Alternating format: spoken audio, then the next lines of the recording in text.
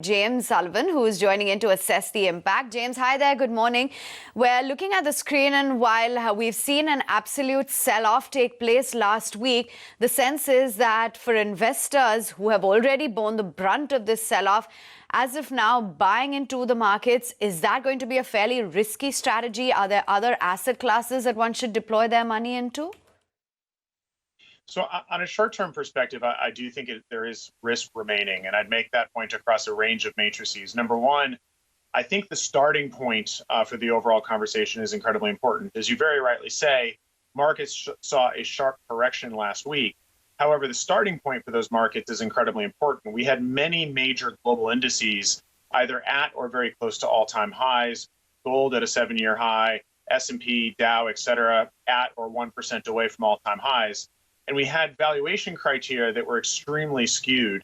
If you look at cyclicals versus defensives, the valuation gap between those assets were at levels that we haven't seen since the peak of the TMT bubble in the late 1990s. And so the extreme positioning that we saw in markets as of last Monday is a very important part of this conversation because we have to place last week's market sell-off into that context. That said, we are still seeing on our analysis of major global indicators, the high-frequency traders have clearly positioned themselves for a more bearish scenario. However, many long-onlys have not, indicating that there's still significant sell-through remaining. In addition to that, you're still looking at very significant earnings cuts for both corporates as well as corporates as well as countries in terms of GDP as well as EPS cuts that we expect to be pushed through equity markets over the course of the coming weeks. And so I still would not be shocked if we saw downside for the next couple of weeks. Therefore, buying today still carries a measure of short-term risk.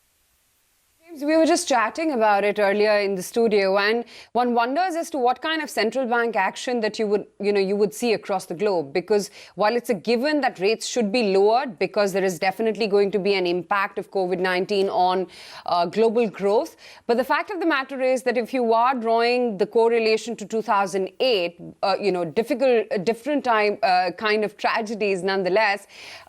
But then again, central bankers had elbow room to bring down rates, much unlike right now. So I think that one of the apt comparisons that made a lot with investors is to the SARS crisis in 2003 and the debate that we are currently having both internally and externally. In 2003, what we saw was effectively demand delay. So you saw a very sharp contraction in GDP in the first quarter of that year. That contraction, however, was more than paid back as you looked at GDP growth in quarters 2 through 4. So it was effectively demand delay, not demand destruction. We're currently looking at negative GDP growth for the global economy for the first time outside of recession in the first quarter of this year. We're looking at negative 3.9% GDP growth for the first quarter on a Q-on-Q basis in China. And so the short-term implications are very severe. However, we still are paying back most of that contraction as we work our way through the rest of the year. So the fascinating element to this, from my perspective, is going to be to look at the implementation of central bank support, to look at the implementation of fiscal support from governments. We obviously saw a very aggressive Hong Kong budget Wednesday of last week, the largest deficit in Hong Kong history. We would expect to see similar moves along that vein. However, the question that I would ask is this stimulus effectively going to work its way into markets too late? So you effectively have the risk of an overstimulated second half across the global economy as both monetary and fiscal policy starts to come to bear. And so I think that's a critical risk that we have to be looking at this stage. You're right, there's less bullets to fire. However, the risk is that they actually come at the wrong time. Okay, James, markets this week. We'll have to toss a coin for that, or you would like to stick your neck out and say, okay, this week markets will be higher or lower? Look, I think clearly there's still some short-term selling pressure here. We're looking at, again, most of the long-onlys from a global perspective still carrying relatively high levels of beta.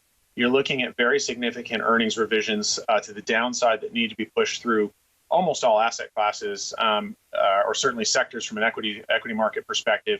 And it's very difficult to see a lot of positive news flow from a short-term perspective. We are, however, still looking at this as a time-defined incident, in which case, as we work our way into the second half, we think we will move into a more normalized environment.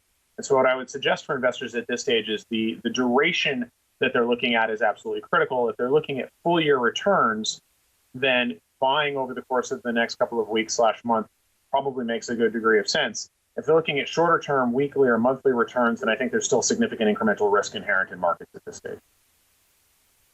All right, James, really appreciate your time.